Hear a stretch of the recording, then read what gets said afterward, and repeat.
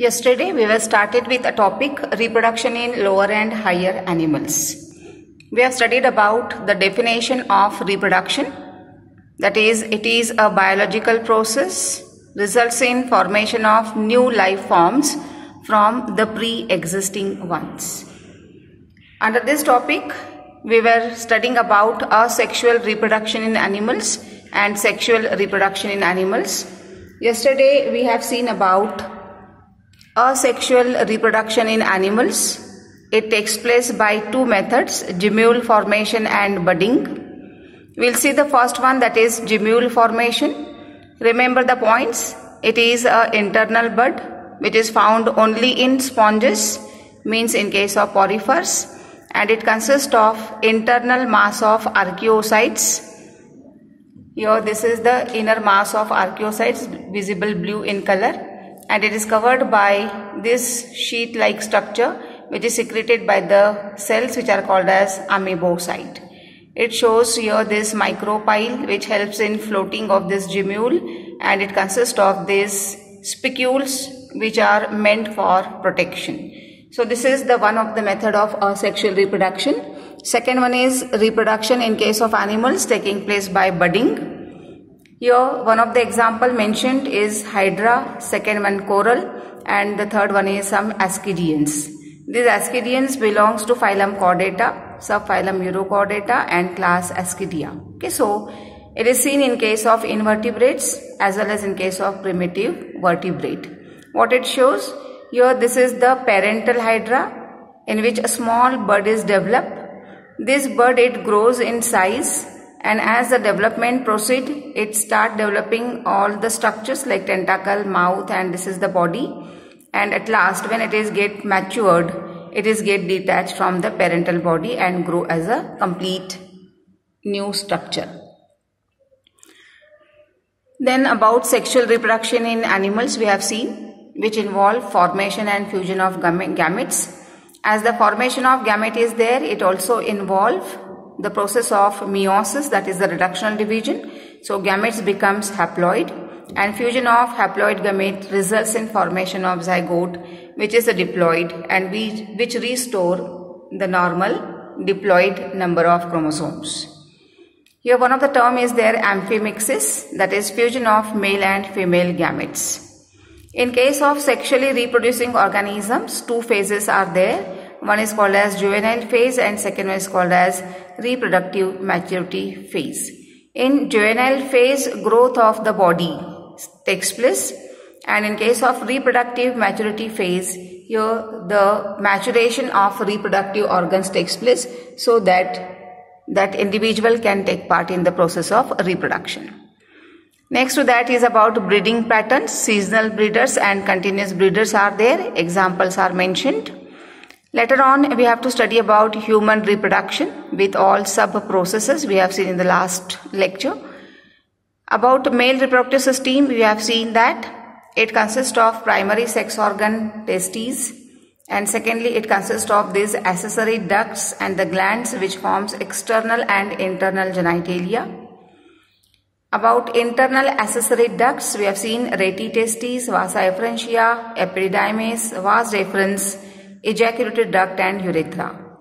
Internal accessory glands are seminal vesicles, prostate glands, corpus gland, and bulbourethral gland. Under external genitalia, two parts are there, penis and scrotum. We have seen yesterday, that's why I have gone fast. Now through the diagram, we will see some more details.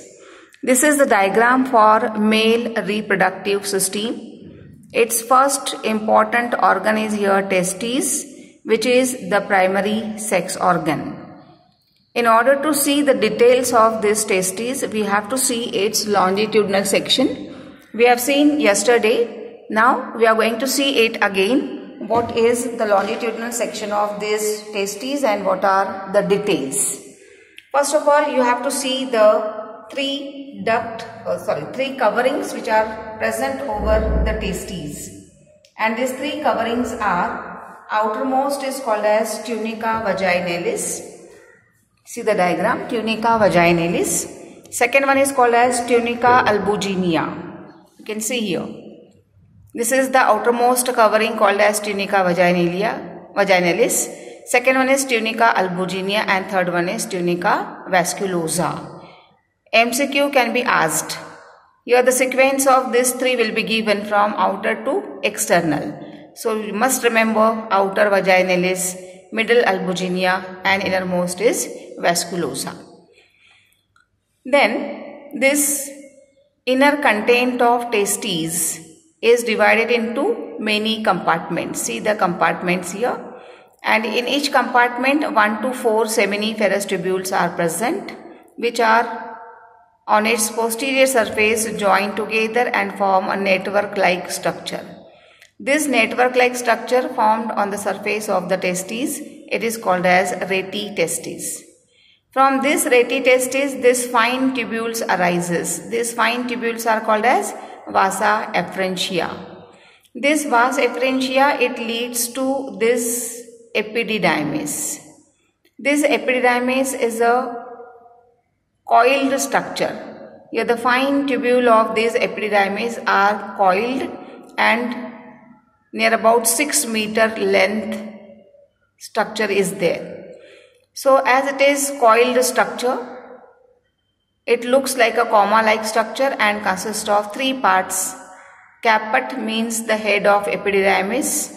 Second part is called as corpus or the body of epididymis, and third part is called as cauda epididymis. This cauda epididymis, it runs upward as vas deferens. It moves inside the abdominal cavity which pass through the inguinal canal. This structure we have studied in the previous lecture also. Now we will see the functions of all these parts. See, these seminiferous tubules, as we have studied before also, are the structural and functional unit of testes, which are concerned with formation of male gametes, that is the sperms. So the sperms which are get formed here, they are transferred into the rete testes, and from rete testes they move into the vasa efferentia, and from vasa efferentia it goes into the epididymis. So in the epididymis, further maturation of sperm takes place here. Further maturation of sperm takes place and they will transfer from epididymis into the vasa deferentia.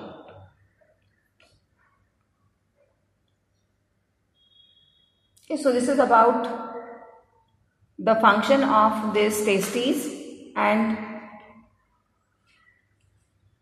how it moves from one place to another, from one tubule to the other one. Okay, so this is longitudinal section of testes. How it is present in the previous diagram we will see.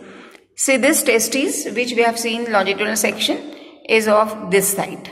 So this epididymis, this is the epididymis, results in formation of vasa efferentia. So through vasa efferentia these sperms will move up to the urethra here. Then as this vas deferens, it continues up to the urethra and it carries sperms from testes up to the urethra. In the region of epididymis, some of the part of the semen is get secreted. Through that semen, these sperms will transported up to the urethra here.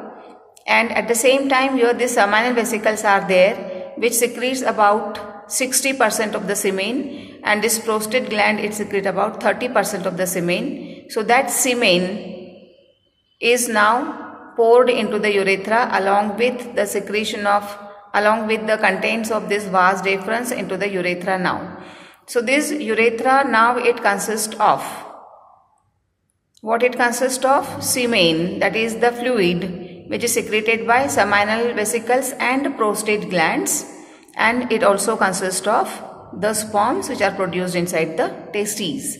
So this is the continuation, that how the sperms are produced, from where they moves, and what is the semen. You should remember about the semen which is secreted by seminal vesicles, prostate glands, and little part is secreted by epididymis also.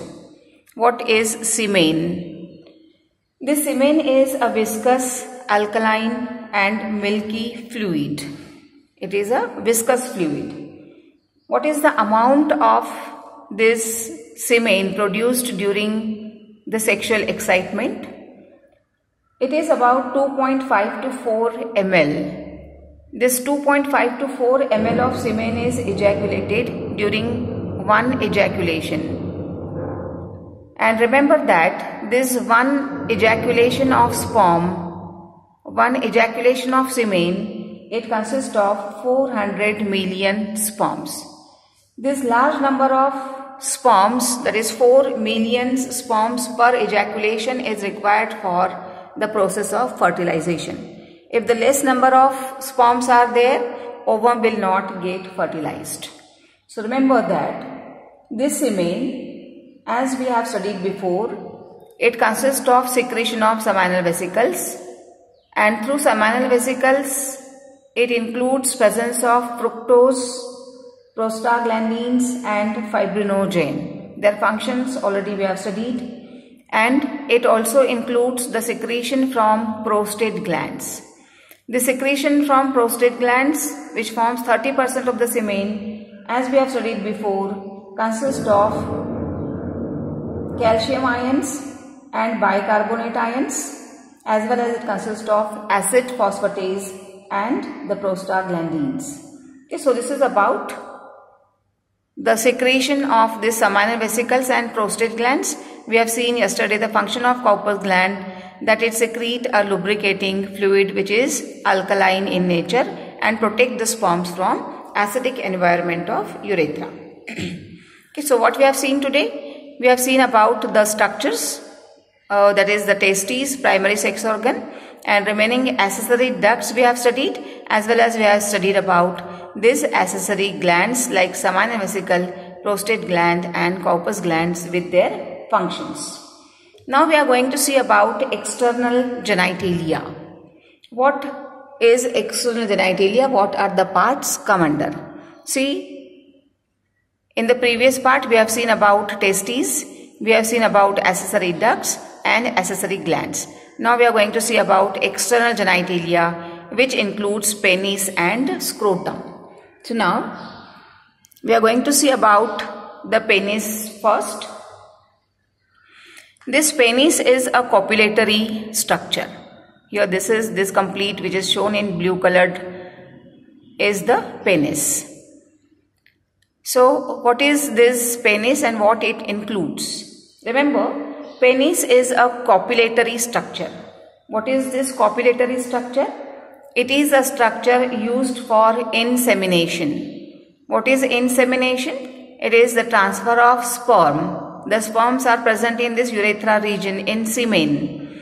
So these sperms through semen, through penis, it will be deposited in the body of female, into the vagina of female, and hence it is called as copulatory structure. What it consists of? Structurally, it consists of two posterior-lateral tissue. Here see, this is corpus cavernosum is shown.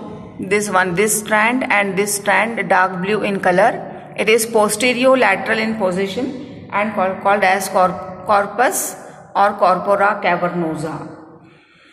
So these two posterior lateral strands are there, and this median strand which surrounds the urethra is called as corpus spongiosum. Okay, so structurally penis consists of these two posterior lateral strands called as corpus spongiosum, corpus cavernosa, and this median strand which is called as corpus spongiosum. You can see this swollen tip of the penis, which is called as glans. And remember that this glans penis is covered by a retractile fold of skin. This retractile fold of skin is called as prepuce. Okay, so this is about the first organ, which is called as penis. It is a external genitalia, first organ of the external genitalia. Now second one which we have to see as external genital structure is scrotum. Now see here in this diagram, this blue colored covering is shown around the testes, this one. Okay, so this covering around the testes is called as scrotum. What is it actually? This scrotum is a loose pouch of pigmented skin. So pouch like structure is there in which these testes are situated on both the sides. Where it is situated behind the penis and consists of right and left lobe, which are separated from each other by septum of tunica dartos muscle. Okay, so this muscles, tunica dartos muscle is there, which separates the right and left lobe of this scrotum. Then one more structure is there which is called as gubernaculum. It is a short fibromuscular band. What is the function of this gubernaculum? It retains the testes inside the scrotum in fetus. And so, in fetal condition, this gubernaculum is there, which is a short fibromuscular band. One more spermatic cord is seen. It is not seen in the diagram here, but spermatic cords, function of spermatic cord is to keep the testes suspended inside the scrotum. Okay, so you have to remember, you have to learn by heart what is gubernaculum and what is spermatic cords. So see, this testes lie inside the scrotum here, which is outside the abdominal cavity. Position of testes and scrotum is outside the abdominal cavity. But sometime because of any reason, this testes cannot descend into the scrotum. They lie in abdominal cavity only. Such condition is called as cryptochidism. So what is cryptochidism? It is failure of testes to descend into the scrotum. And if such condition is there, if cryptochidism is there, that person is sterile. That means cannot take part in the process of reproduction. Why it happens so? Because position of testes inside the scrotum, which is outside the abdominal cavity, lowers the body temperature. That means why these testes are situated outside the abdominal cavity? Because it requires less body temperature to prepare to form the sperms. So, cryptochidism, failure of testes to descend into the scrotum. Then you should remember that dartos muscles are present in the scrotum along with cremaster muscles. So dartos muscles and cremaster muscles. Cremaster muscles are the striated muscles which are present in pair, and the function of that is to move the testes close or away from the body. Okay, so remember, just you have to remember that point, function of cremaster and dartos muscles. So this is about the scrotum also. Important point, it is for the position. Then you have to remember about gubernaculum, spermatic cord, cryptochidism, cremaster and dartos muscles. Okay, so we have completed about the external genitalia along with their structure and function. Now in the next part we are going to continue about the structures or the part related with male reproductive system. Okay, so we will go to the next slide. In continuation of male reproductive system, that is we are going to study about the gametogenesis. What is this gametogenesis?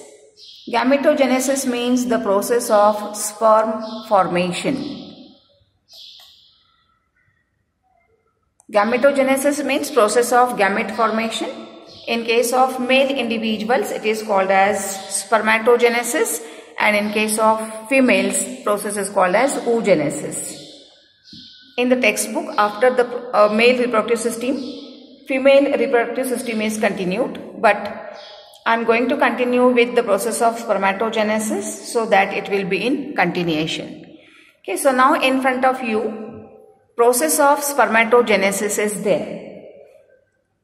We have to start with the term gametogenesis, means the process of gamete formation. This process of gamete formation takes place in sexually reproducing organisms. So this Gametogenesis process involve meiosis, as we have studied before also. Wherever the gamete formation takes place, it involves meiosis or reductional division. Now we are going to see about the process of spermatogenesis when it takes place. Process of spermatogenesis takes place at the onset of puberty. What is the puberty? Age of puberty means the age of maturity. This age of maturity, when the person attains puberty, at that time hypothalamus release GnRH, means gonadotropin releasing hormone. What is hypothalamus? Hypothalamus, we have studied that it forms the floor of diencephalon and it releases some releasing factors. One of the releasing factor is GnRH, and that is gonadotropin releasing factor, which act on anterior pituitary. We have studied pituitary also. So GnRH act on anterior pituitary, which starts secreting follicle stimulating hormone, which is called as FSH. So this follicle stimulating hormone, it bring about process of spermatogenesis, where this process of spermatogenesis takes place. See, we have seen this diagram of TS of testes. This is one of the seminiferous tubule in transverse section. So in this seminiferous tubule, this process of sperm formation takes place, as explained before also.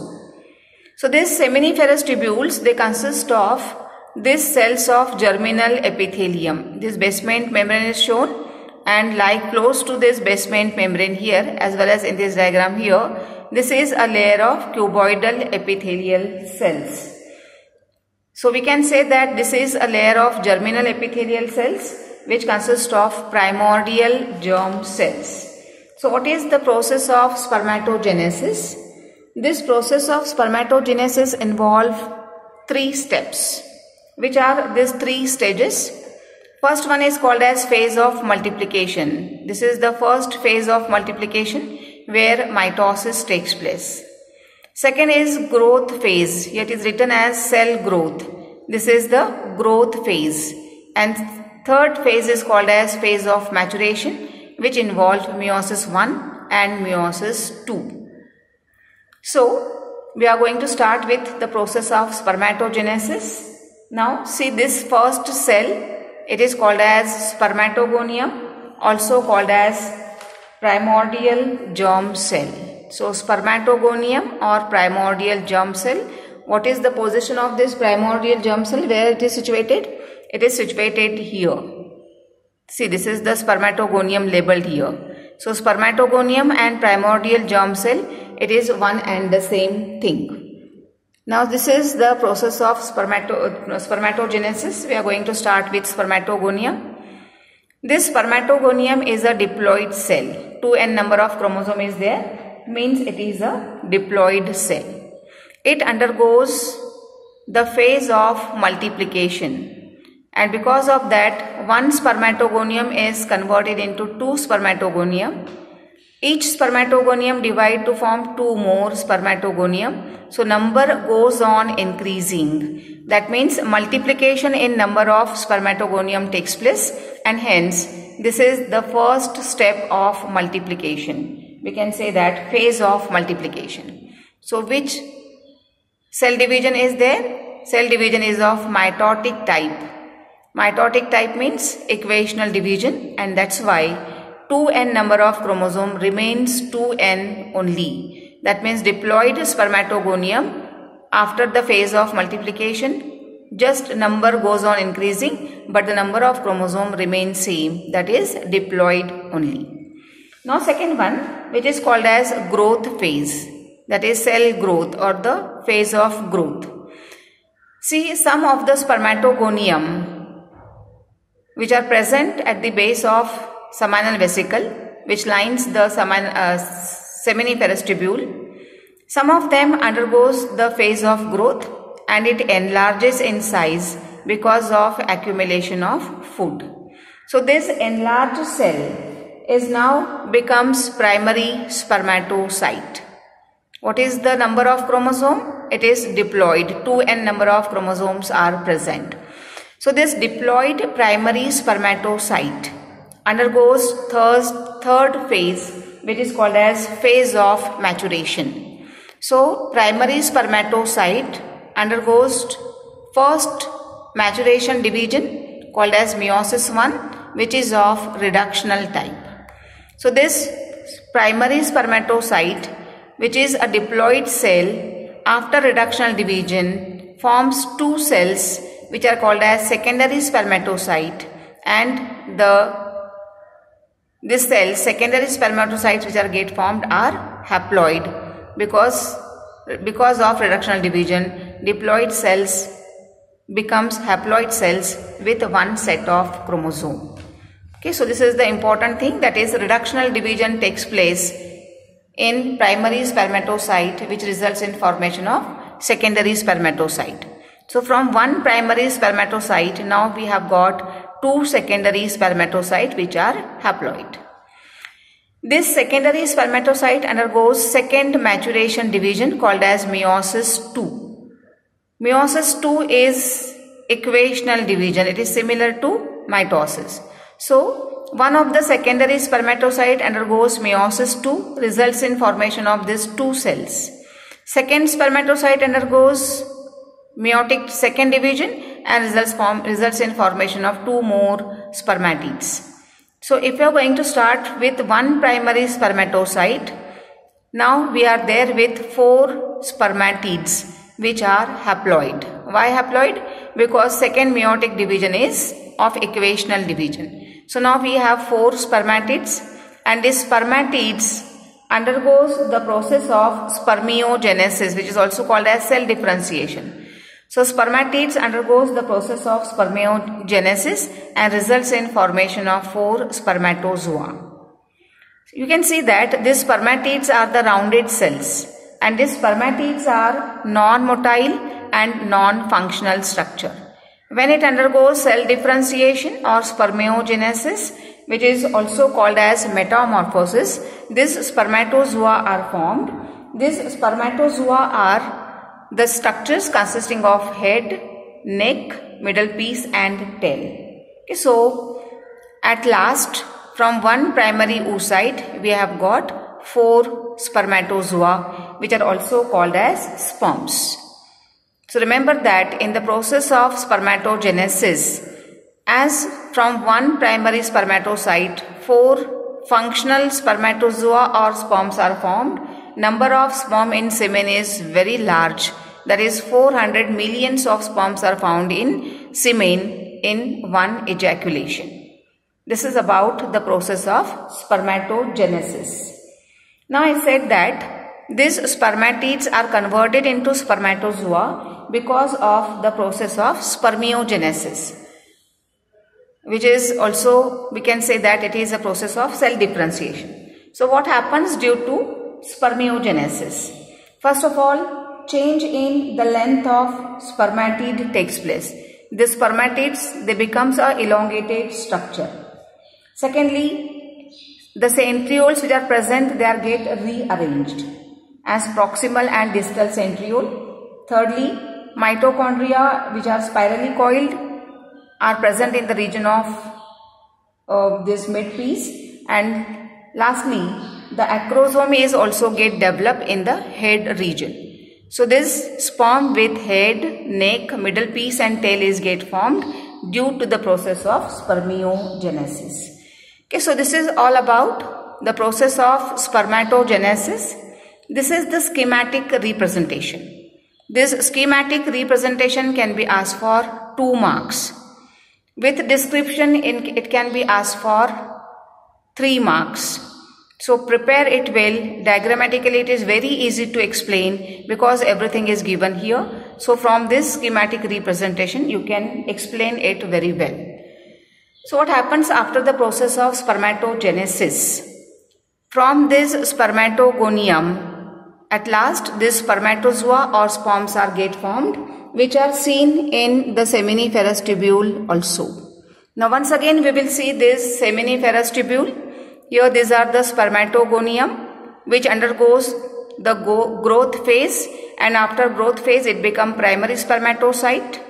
Primary spermatocyte undergoes first reductional division, becomes secondary spermatocyte. Secondary spermatocyte undergoes the second maturation division, which is of mitotic type, becomes spermatids, and spermatids undergoes metamorphosis or spermiogenesis and becomes these sperms.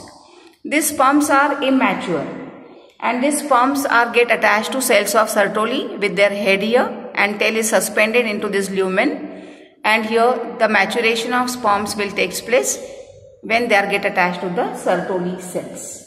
Okay, so you have to remember this process of spermatogenesis taking place in the process of in the seminiferous tubule, and once they get matured, they are released through seminiferous tubules. You can see now in this seminiferous tubule they get formed here.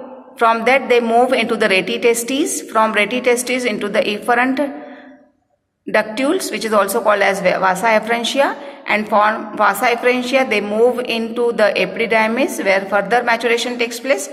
Through that epididymis it goes to the vas deferens, then it moves up through this vas deferens. You can see here this is the vasa deferentia.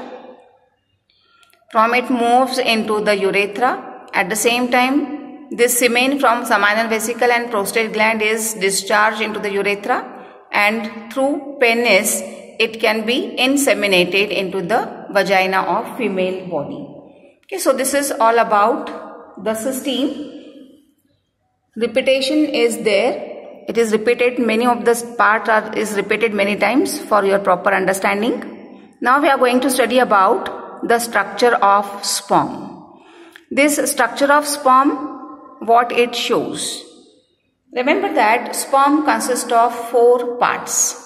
This is head, second neck, third part is called as middle piece, and this fourth part is called as tail. This tail, it consists of main piece and principal piece. Main piece and end piece. Main piece means the principal piece, and second one is called as end piece. We will see the details of sperm one by one. This sperm consists of its first part called as head. What is seen in the head region? Now you have to remember that sperm is a haploid structure, consists of only one set of chromosome. So this head, it consists of nucleus, which is a haploid nucleus with one set of chromosome. You can see above the nucleus this cap-like structure is present, which is called as acrosome. What is the function of acrosome? This acrosome is made up of Golgi complex, is made from Golgi complex, and it secretes one of the hydrolytic enzyme called as hyaluronidase. Secondly, it consists of proteolytic enzymes like zona lysine, and it also consists of corona penetrating enzyme. Corona is the layer of this ovum. Here the diagram of ovum is also there. So this acrosome will secrete hyaluronidase. Function of this hyaluronidase is to catalyze breaking of hyaluronic acid. Here these layers are there. This is the corona radiata. These cells of corona radiata are glued together. They are stick together because of presence of hyaluronic acid. So it bring about catalyzation of this. It bring about breaking of this hyaluronic acid. Secondly, this corona penetrating enzyme is there. Corona penetrating enzyme. So that sperm can move inside. Here the entry of sperm is shown here. See, these sperms are labeled. So how can this sperm enter into the ovum? It is because of this hyaluronic acid secreted by acrosome. Secondly, because of presence of corona penetrating enzyme, and one more proteolytic enzyme is there, which is called as zona lysine. Function of zona lysine is to penetrate this zona pellucida. So this zona lysine, it digests this zona pellucida so that sperm can enter into the ovum for the process of fertilization. So this is the first part of the sperm with head having this condensed nucleus and this cap-like structure which is called as acrosome. Now second part is called as neck here. This neck region consists of two centriole. It is not shown in the diagram, but proximal and distal centriole are present. Proximal centriole towards the upper side and distal centriole towards the lower side. Importance of centriole is the division of this fertilized ovum. Once the ovum is get fertilized, it can divide only due to presence of this centriole.